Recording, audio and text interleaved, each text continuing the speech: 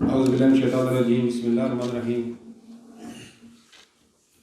मोहतरम डॉक्टर खालिद महमूद साहब, अमीर जमात इस्लामी आज़ाद जम्मू कश्मीर गिलगित बल्तिस्तान, मोहतरम राजा फाजल साहब, नायब अमीर जमात इस्लामी आज़ाद जम्मू कश्मीर गिलगित बल्तिस्तान, मकबूजा कश्मीर की सबसे ज़्यादा तावाना आवाज़ सैयद अली शाह गिलानी के नुमाइंदा खुसूसी अब्दुल्ला गिलानी साहब, मोहतरम राजा मसरूर साहब, नाज़म इस्लामी तलबा जम्मू कश्मीर गिलगित बल्तिस्तान, अरकान जमात इस्लामी, ज़िम्मेदारान जमात इस्लामी, मीडिया से मतलब मीडिया चैनल्स के यहाँ साफ़ी बैठे हुए हैं, मेरे दोस्तों बुज़ुर्गों साथियों, अस्सलाम वालेकुम रहमतुल्लाहि व बरकातुहू।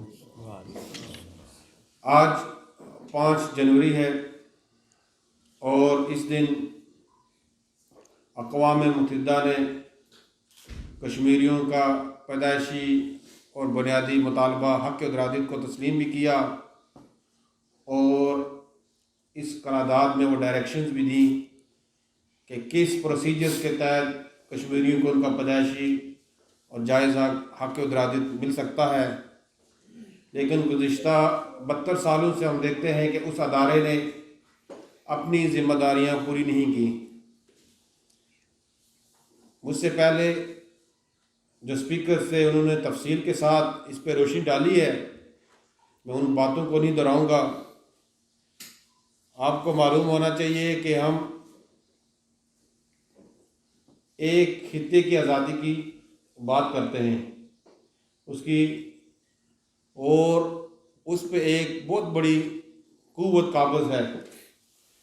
उसके मुकाबले में एक जदोजहद साउथ अफ्रीका के अंदर भी हुई थी, जो एक खित्ते की आज़ादी की बात नहीं करते थे बल्कि रेसिज्म के ख़िलाफ़ एक जदोजहद थी, और उसका जो बुनियादी मुतालबा ये था कि 1 वोट 1 मैन, यानी कि उन कालों को भी वही हकूक़ हासिल होने चाहिए जो वहाँ की सफ़ेद फार्म लोगों को हासिल है। लेकिन उनको 100 साल से ज़्यादा उनको लगे सिर्फ बुनियादी मुतालबे को हासिल करने के लिए। इंसानों की ज़िंदगियों के अंदर 50 60 साल बहुत ज़्यादा होते हैं, लेकिन तहरीकों की ज़िंदगी के अंदर हमने देखे कि लोगों ने सदियों जदोजहद की। और ये बात शायद अगर मैं किसी और खित्ते में पर बैठ कर करूँ तो शायद आपको सदियाँ ज़्यादा लगे, लेकिन इसी खित्ते के अंदर ब्रिटिश राज के ख़िलाफ़ सदियों की जदोजहद हम लोगों ने की, और फिर जाके मुल्क पाकिस्तान 2 कौमी नज़रिए की बुनियाद के ऊपर हमने पाकिस्तान हासिल किया। तहरीक आज़ादी कश्मीर के हवाले से 7 अहम बड़े सेक्टर्स हैं। एक सेक्टर काबिज़ फ़ौज का या भारतीय अफवाज का या हुकूमत या इंडिया का है। दूसरा मकबूजा कश्मीर के हवाले से है कि मकबूजा कश्मीर के हवाले से लोगों ने क्या किरदार अदा किया। तीसरा किरदार बेस कैंप की हुकूमत या बेस कैंप की अवाम का है।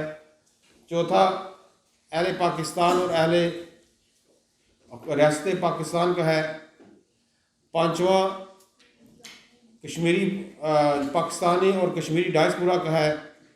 छठा इंटरनेशनली जो क़ुव्वतें हैं, इंटरनेशनल मीडिया या यूनाइटेड नेशन या पावर कॉरिडोर्स हैं। सातवां उम्मत मुस्लिमा का।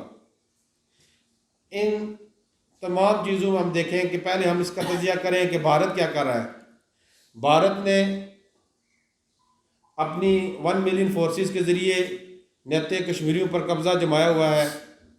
उस पर वो बिलियन ना कि अपनी फोर्सेस के ऊपर इतना ख़र्चा करता है, बल्कि आलमी सतह के ऊपर या स्वाती सतह के ऊपर भी वो अरबों डॉलर खर्च करता है। और उसकी जो वाज़िया मिसाल आपके सामने मौजूद है कि जो डिसइंफो लैब जो एक्सपोज हुई है कि 15 सालों से, यानी कि एक चीज़ें जो एक्सपोज हो चुकी हैं और हिडन पता नहीं कितनी होंगी, कि जिसने 750 मीडिया आउटलेट्स को एक्सपोज किया, जो सुबह शाम ये काम कर रहे हैं कि पाकिस्तान को यूनाइटेड नेशन के अंदर और यूनाइटेड नेशन में और यूरोपियन यूनियन के अंदर ڈسکریڈٹ کرنے کے لیے وہ جدوجہد ہے، جو صرف جس کا agenda Geneva United nation human right council تھا اور میکسیمم فوکس ان کا یورپین پارلیمنٹ تھی۔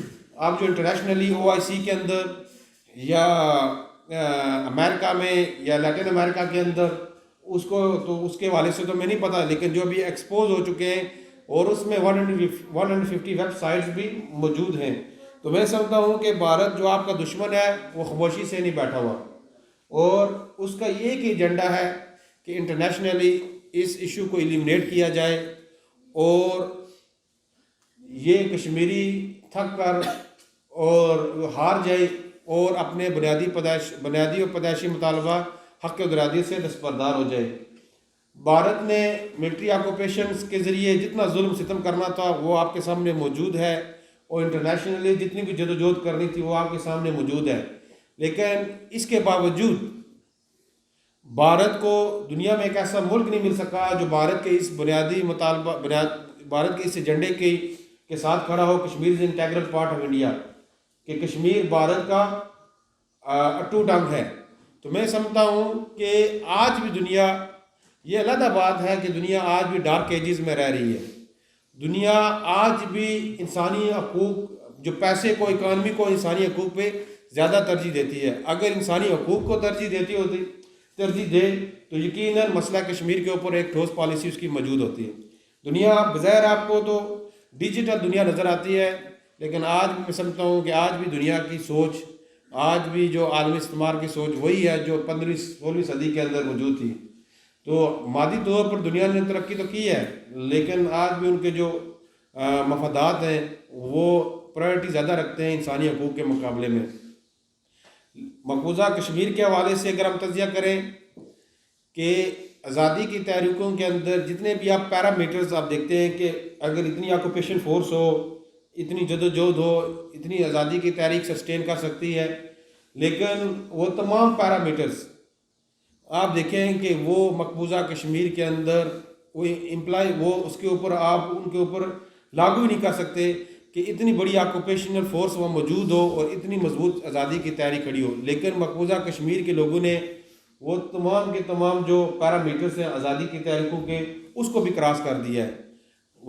آپ ان سے زیادہ کوئی مطالبہ نہیں کر سکتے کہ وہ اتنی بڑی فورس کے سامنے میں دیکھیں، اگر آپ افغانستان کا تجزیہ کریں، افغانستان کا اور اہل کشمیر کا تجزیہ کریں، افغانستان رقبے کے لحاظ سے کشمیر سے بڑا، افغانستان کی آبادی کشمیر سے زیادہ، ہر حوالے سے پورے افغانستان کو رشین فورسز کہتے ہیں کہ ساری انسٹیشن ساری ڈال کے 1 لاکھ سے زیادہ نہیں آئی تھی، لیکن افغانستان کے جو لوگ ہیں کہتے ہیں کہ 2 شہر کبھی بھی تاریخ انسانی میں فتح نہیں ہو سکے جہاں پر فارن فورسز نہیں رہے، ایک ماسکو اور ایک کابل، یعنی قوتیں ضرور آئی ہیں لیکن واپس چلی گئی ہیں، لیکن اس کو بھی آزادی کی تحریک کے لیے پوری انٹرنیشنل اسٹیبلشمنٹ نے ان کو ساتھ دیا۔ وہاں افغانوں کی جدوجہد و قربانیاں اور بے مثال موجود ہیں، لیکن آپ کے سامنے ہم دیکھیں کہ کس طریقے سے پاکستان کے علاوہ تو کوئی بھی ان کا سطح پہ سپورٹر موجود نہیں ہے، لیکن 1 ملین فورسز کے سامنے ہمارے لوگ کھڑے ہیں۔ جہاں تک جماعت اسلامی کا کردار ہے، جماعت اسلامی کے لوگوں نے اپنے اولادیں پیش کی ہیں، اپنا خون پیش کیا ہے۔ میں 2 دن پہلے ایک فریڈم سیکر کے ساتھ بیٹھا تھا، تو وہ کہہ رہا تھا کہ جب میں جماعت کے گھرانے سے تعلق ہے، تو والد صاحب نے کہا کہ وہ جماعت کے قائدین میں سے شامل تھے، انہوں نے کہا کہ میں تمہیں نہ روکتا ہوں نہ تمہارے مرضی ہے، تم اپنی ماں سے پوچھ لو۔ کہتا ہے جب میں ماں کے پاس گیا، میں 18 سال کا نوجوان تھا، تو ماں نے کہا کہ دیکھیں جماعت کے گھرانے سے بھی نوجوانوں کو جانا چاہیے، تو ماں نے کہا کہ بیٹا تم جانے کی بات کرتے ہو، تم تو اندھیرے سے بھی ڈرتے ہو۔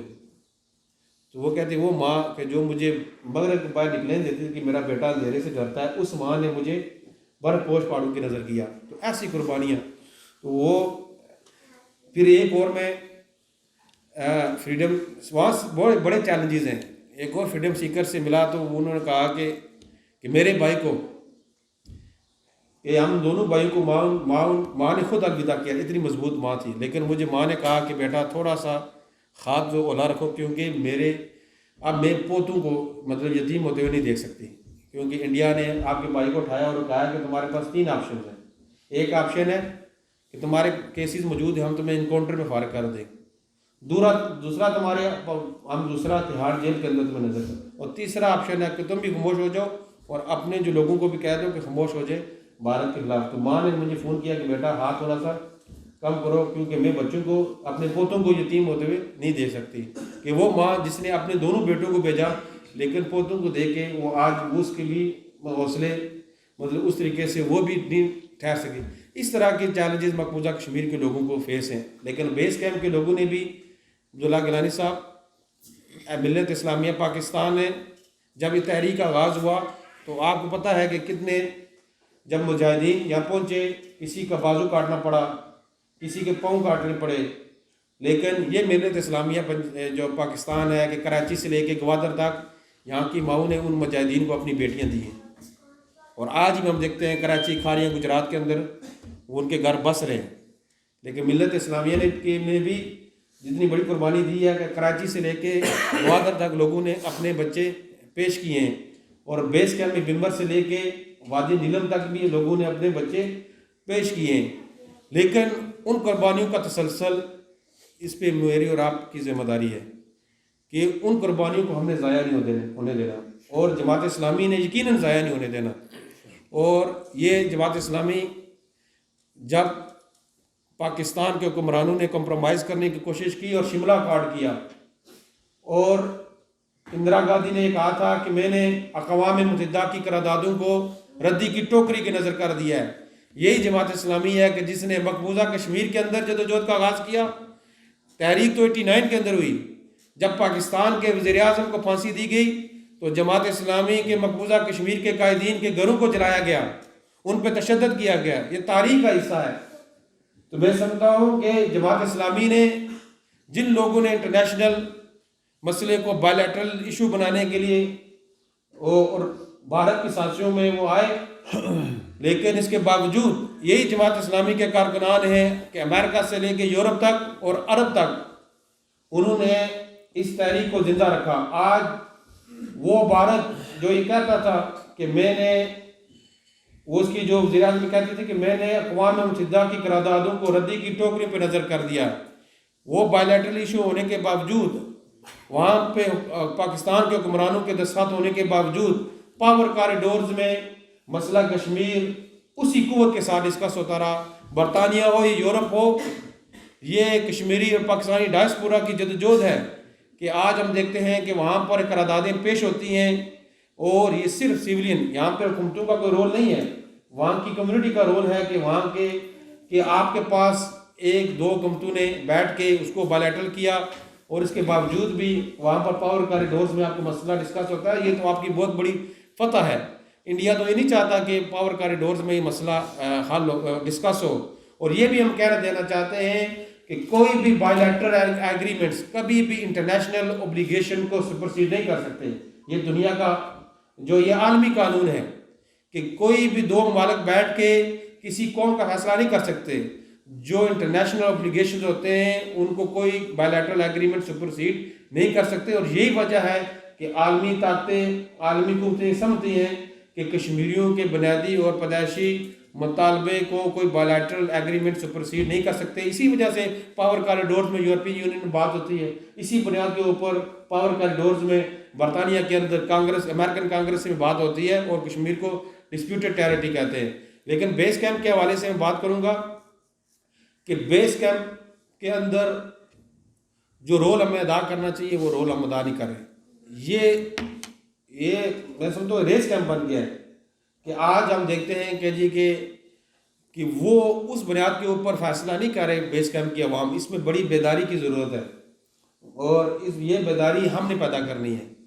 میں میرپور کے اندر موجود تھا تو میں نے کہا کہ آپ کشمیر بچاؤ تحریک کو تو آپ ضرور کریں، لیکن یہ جو ہمارے جو شہداء ہیں جنہوں نے میرپور سے، کوٹلی سے، دیر کوٹ سے، ان کو ریکگنائز کرنے کے لیے ان کو تو آپ بھولتے جا رہے ہیں.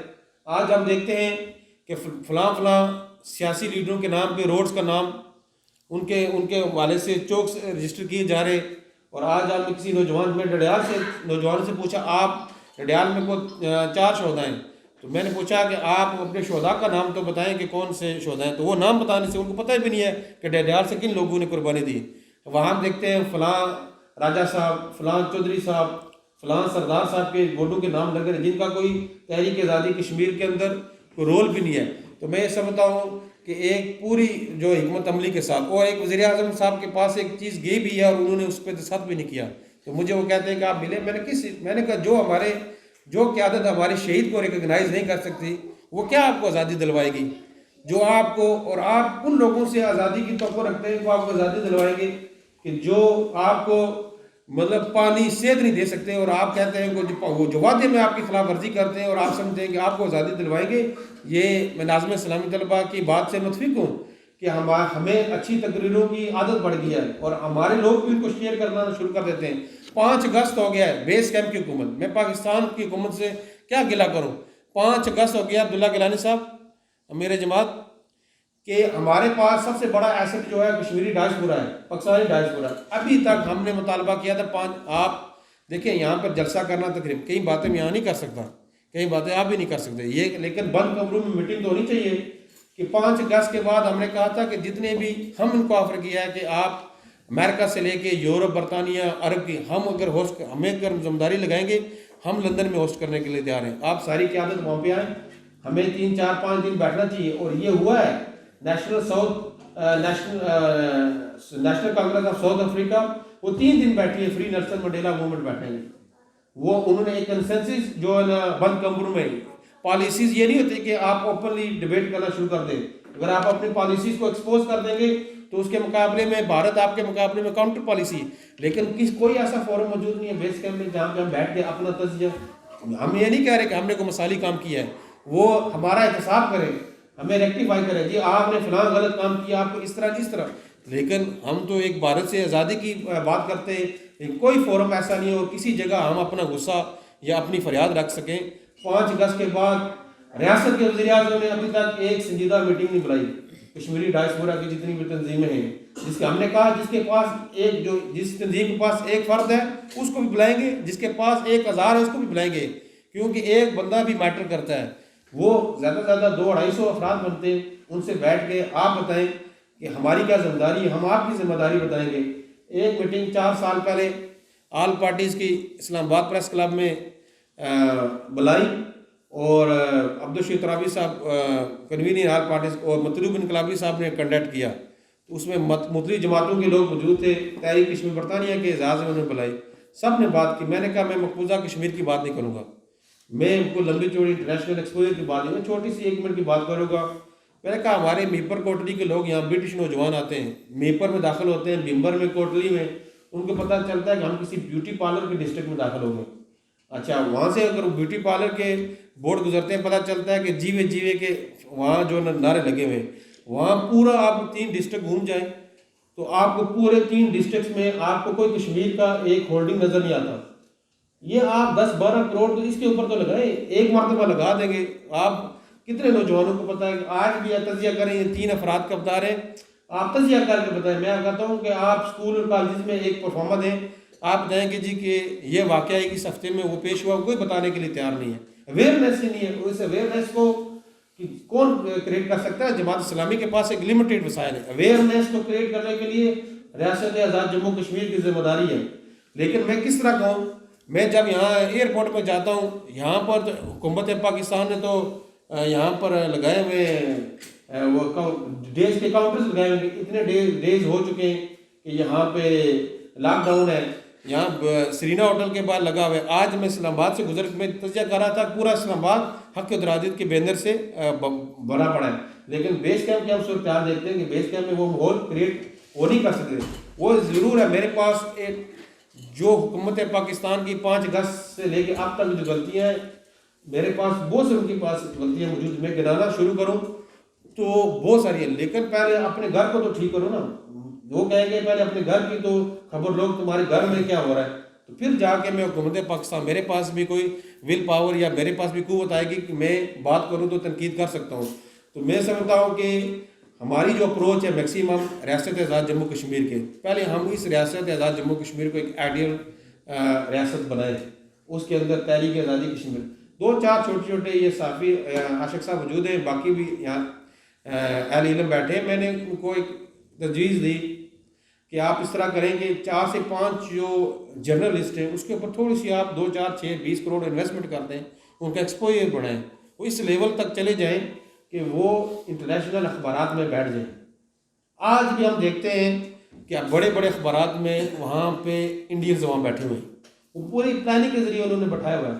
صحیح ہے، آج ہمارے صحافی جو اچھے لکھنے والے ہیں، جو سوچنے والے ہیں، ان کی تو پہلے 2 ہفتوں میں جو تنخواہ ملتی ہے وہ ختم ہو جاتی ہے، اگلے 2 ہفتوں میں وہ دوسروں سے آگے پیچھے قرض پکڑ کے اپنا نظام چلاتے ہیں، اور آپ کہتے ہیں تحریک آزادی کشمیر۔ دیکھیں میڈیا کو مائنس کر کے آپ نہیں تحریک آزادی کشمیر چلا سکتے، 5 صحافی تو پروڈیوس کریں، پھر آپ کہتے ہیں کہ جی ہم انٹرنیشنلی بات لمبی ہو رہی ہے۔ میر صاحب یہ تجویز میں آخر دے کے، آپ چائنا آپ کے پاس ایک بہت بڑا فیکٹر ہے ویٹو پاور، دوسرا رشیا ہے، برطانیہ ہے، فرانس ہے، امریکہ۔ چلے فرانس امریکہ کے اندر اور برطانیہ کے اندر کچھ نہ کچھ ایکٹیویز ہو رہی ہیں، آپ اس کے بعد بڑا عرب جو فیکٹر ہے، آپ کم از کم کوئی 50 کروڑ تو اس پہ رکھیں اپنے ریاست آزاد جموں کشمیر کے، آپ پی ایچ ڈی کروائیں۔ 5 لڑکے انٹرنیشنل ریلیشن میں یہاں پہ پی ایچ ڈی ہونے چاہیے آزاد کشمیر کے، جن کا چائنا کے اوپر گرپ ہو، کہ چائنا کی اسٹریٹجی، چائنا کی پالیسی، لوگوں کو تو وہاں کے چائنا کے صوبوں کا نہیں پتہ، اور ہم آزادی، وہ ویٹو پاور ہے۔ لیکن دیکھیں جو حکومت پاکستان نے کرنا وہ کرنا ہے، لیکن بیس کیمپ کے کیا کہ آپ کے پاس کہ 50 کروڑ بھی نہیں رکھ سکتے، آپ 4-5 جو P H D international relation میں آپ رشیا کے پہ کروائیں، وہاں پہ اس کی گرپ ہو، وہاں کی جو پالیٹکس ڈپلومیسی کیسے ہوتی ہے عرب کو سمجھنے کے لیے یعنی 50 بندوں کی ٹیم تو بیس کیمپ کے لوگوں کے پاس ہونی چاہیے، جو فرانس کو سمجھتے ہوں، جو یورپی یونین کو سمجھتے ہوں، جو کانگریس کی پالیٹکس کو سمجھتے ہوں، امریکن کانگریس کو۔ تو یہ ساری چیزیں یہ بیس کیمپ کی، اس میں کوئی بڑی کسی قرارداد کی یا کسی کوئی عینی ترمیم کی ضرورت نہیں ہے، یہ چھوٹے چھوٹے کام ہیں، آپ کر سکتے ہیں، لیکن ول پاور نہیں ہے وہ، مطلب یہ 2-4 چیزیں بس تقریر کر دینا، اور باقی جو بیس کیمپ کے اندر جماعت اسلامی کا کردار ہے، میں یہ نہیں کہتا اکثر کہ تحریک کشمیر برطانیہ، تمام لوگ آپ کے کردار کو خراج تحسین پیش کرتے ہیں۔ جس طریقے سے جماعت اسلامی نے موبلائزیشن کی ہے، اور یقیناً عوام نے لبیک ہے، پبلک نے بھرپور طریقے سے جماعت اسلامی کی کالز کو، جس طرح آپ نے مظفر آباد سے لے کے بھمبر تک لوگوں کو موبلائز کیا ہے، اس میں میں جماعت اسلامی کی قیادت کو خراج تحسین پیش کرتا ہوں۔ لیکن یہ بات یاد رکھیں کہ میں بھی کشمیری ہوں، مقبوضہ کشمیر کے لوگ یہاں سارے بیٹھے ہیں، پاکستان کے جو ساتھ ہے پاکستان جیسی قوت کو، اس کو آپ ڈسکریڈٹ نہ سمجھیں، اس کو اپنے لیے کریڈٹ سمجھیں۔ یہ علیحدہ بات ہے کہ ریاست پاکستان کی جس طرح پالیسی ہے، تعلیم ہونی چاہیے، صحت ہونی چاہیے، جس طرح انہوں نے آج کے حکمرانوں نے اور ماضی کے حکمرانوں نے جس طرح صحت اور تعلیم کا برا حال کیا ہے، اسی طرح انہوں نے کشمیر پالیسی کا بھی برا حال کیا ہے۔ لیکن یہ مسئلہ صرف کشمیر پالیسی کے ساتھ نہیں ہے، ہر ادارے کے ساتھ یہاں کی حکومتوں نے زیادتی کی ہے، چاہے صحت اور تعلیم ہو، یہ چیز۔ لیکن یہ یاد رکھیں، ہم دنیا بھر میں جاتے ہیں، امت مسلمہ اس وقت صرف پاکستان ہے، صرف پاکستان، اور آج آپ کی اکانومی $45 بلین ہے، 10 ٹائم زیادہ اکانومی ہے سعودی عربیہ کی، آپ سے زیادہ، ایک سوئی پروڈیوس نہیں کر سکتے۔ لیکن پوری دنیا کو، انٹرنیشنل اسٹیبلشمنٹ کو، کہ جس ملک کی ایجوکیشن تھرڈ ورلڈ کنٹری کی طرح ہے، جس ملک کی صحت تھرڈ ورلڈ کنٹری کی طرح ہے، لیکن وہ تھرڈ ورلڈ کنٹری آج ایٹمی قوت ہے، اور یہ چاہتے ہیں کہ انٹرنیشنل اسٹیبلشمنٹ، آپ پولیٹیکل اختلاف کریں، وہ چاہتے ہیں کہ انٹرنیشنل اسٹیبلشمنٹ کہ جس طرح سعودیہ سے لے کے ایجپٹ تک جو ملت اسلامیہ کی افواج ہمارے تابع ہیں، اسی طرح پاکستان کی فوج بھی ہمارے تابع ہو جائے۔ یہ سارے کے سارا یہ جو بڑے 3 بڑی چیزوں کے اوپر وہ انٹرنیشنل اسٹیبلشمنٹ کا ایجنڈا ہے، de Islamization of Pakistan, de militarization of Pakistan, de nuclearization of Pakistan. یہ 3 بنیادی چیزوں کے اوپر وہ کام کر رہے ہیں، تاکہ جس طرح ملت اسلامیہ کے باقی ملکوں کو انہوں نے گھٹنوں پہ لے آئیں، اسی طرح چاہتے ہیں کہ ملت اسلامیہ میں جو سب سے قوت مند، جو سب سے قوت رکھنے والا اور جس کی فوج اپنی پالیسیز جو پہ چلنے والی، اس کو گھٹنوں پہ لے آئیں۔ یہ ایک بہت بڑی سازش ہے، اور جماعت اسلامی نے ہمیشہ ان سازشوں کے خلاف کھڑی ہوئی ہے، اور یہ تاریخ نے ثابت کیا کہ جب پاکستان کو توڑنے کی بات آ رہی تو 2 کردار اس پاکستان کو میں موجود تھے، ایک مطیع الرحمان جو راشد میں ناس کا جہاز اغوا کر رہا تھا، اور ایک مطیع عنوان نظامی جو پاکستان کی سالمیت کے لیے جدوجہد کر رہا تھا. تو میں سمجھتا ہوں کہ وہ آج بھی جماعت اسلامی مطیع عنوان نظامی کا کردار ادا کرنے کے لیے تیار ہے. اور جو تقسیم کشمیر کے بات کرتے ہیں، یہ تقسیم کشمیر کی بات کرنے والے انٹرنیشنل اسٹیبلشمنٹ کے اہلکار ہیں جو پاکستان کو اگر کشمیر پہ کمپرومائز کریں گے تو پاکستان سلامت نہیں رہ سکتا. اور یہی چیز ہے کہ پاکستان کی سالمیت کو نقصان پہنچانے کا آغاز وہ کشمیر سے کرنا چاہتے ہیں. اور ہم کسی صورت میں پاکستان کے خلاف ہونے والی سازشیں جماعت اسلامی نے ماضی میں بھی کنڈیم کیا تھا، اور اب بھی ہم اس کو کسی صورت میں کامیاب نہیں ہونے دیں گے. باقی میں کہنا چاہتا ہوں کہ ہم پاکستان کے اندر انور سادات بھی پیدا نہیں ہونے دیں گے. اور جس طرح لوگ ہم سے یہ کہتے ہیں کہ کشمیریوں کی نمائندگی، فلسطینیوں کی نمائندگی، فلسطینی 1000 مرتبہ تقریر کر چکے ہیں، لیکن جس دن سے ایجپٹ نے پیلسٹائن کے اوپر کمپرومائز کیا، انور سادات نے کیمپ ڈیوڈ کا معاہدہ کیا، جیمی کارٹر اس کا وٹنس بنا، اس دن سے فلسطین سپرتا گیا. مسئلہ فلسطین ہائی لائٹ ہوتا گیا. اتنا زیادہ ہائی لائٹ ہوا مسئلہ فلسطین دنیا میں کہ ڈونلڈ ٹرمپ نے کہا تھا کہ یروشلم میں ایمبیسی کروں گا، میں اس کو کیپٹل تسلیم کرتا ہوں. تو 12 سے 13 ملک یورپین ممالک نے ڈونلڈ ٹرمپ کی اسٹیٹمنٹ کو کنڈیم کیا. لیکن کیا فلسطینی کو آزادی ملی؟ نہیں، کیونکہ ان کا جو ایک بازو تھا، جو ایجپشن، وہ جو ایجپٹ ان کا سب سے بڑی قوت تھی، وہاں پہ انور سادات پیدا ہوا اور جس نے وہ بنیادی مسئلہ فلسطین پہ کمپرومائز کیا. لیکن ملت اسلامیہ پاکستان کبھی بھی ایسے انور سادات کو اسلام آباد میں قبول نہیں کرے گی جو کشمیر پہ کمپرومائز کرے گی.